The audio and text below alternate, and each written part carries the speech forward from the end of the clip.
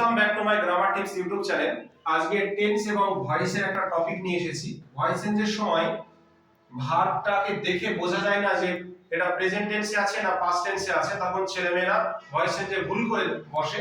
আমরা সলভ করতে যে দেখে নিই, দ্য লেটার এখানে ইজ বসাবো না ওয়াজ বসাবো, কেননা ভার্বকে দেখে লক্ষ্য করতে হয়।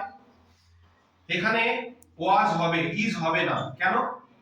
যদি হি থার্ড পারসন সিঙ্গুলার যদি প্রেজেন্ট টেন্সে থাকতো তো নিশ্চয়ই সেখানে এস থাকতো, এই এসটা এখানে নেই, সেই কারণে এটা কিন্তু পাস্ট টেন্সে লেখা আছে।